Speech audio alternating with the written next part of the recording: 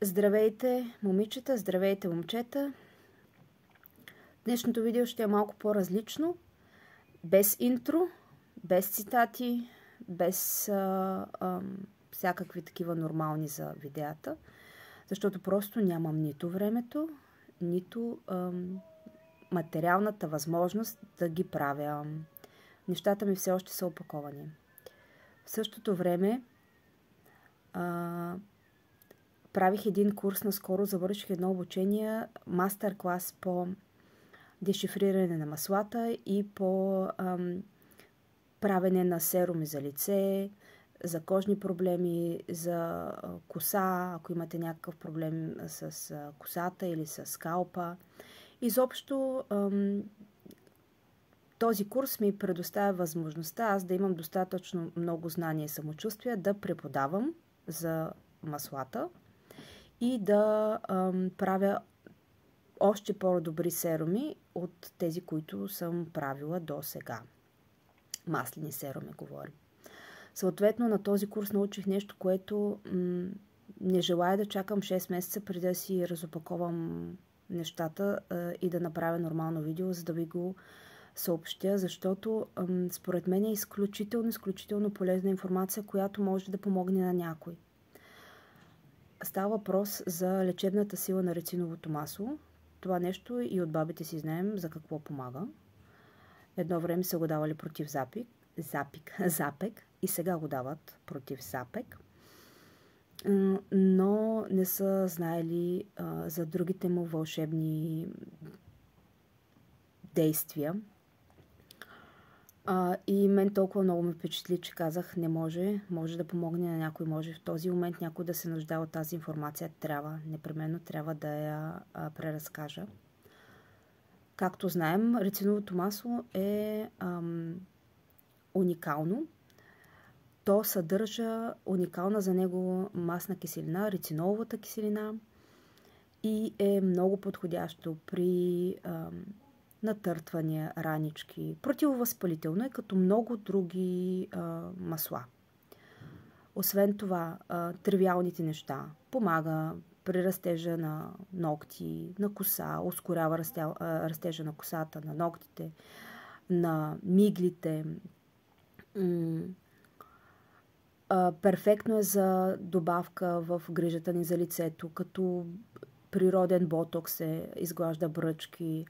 Помага при, ако сме подути нещо, ако имаме под очите турбички, ако, примерно, имаме подути венци, може да се жаборим с рециново масло и няма да ми стигне времето да говоря, пък и вие може да се проверите. В интернет вече има всякаква информация.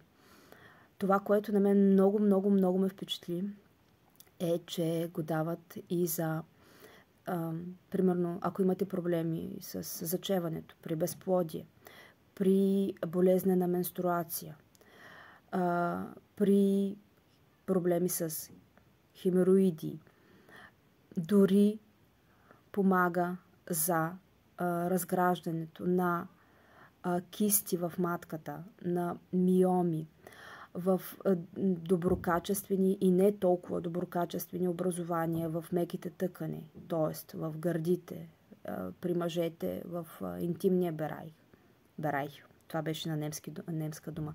В интимните части. Просто тази информация толкова много ме очуди и обнадежди, че бързам да ви я споделя. Съжалявам за фона. Всъщност не съжалявам, но исках да сложа нещо. Получих наскоро книги, благодарение на господин Любомир Молетаров. Той ги разпространява безплатно. И тези книжки на учителя ги нямах, да ги сложих просто за фон, защото не желая да се показвам. Срамежлив човек съм. Ако имате такива оплаквания, не ви пречи да си правите там каквото си правите, някакво друго лечение и да го комбинирате с рециновото масло. Ако имате бучици в гърдите, или проблеми с забременяването, или болезнена менструация, с повръщане, с болки дни наред, опитайте го, няма какво да губите.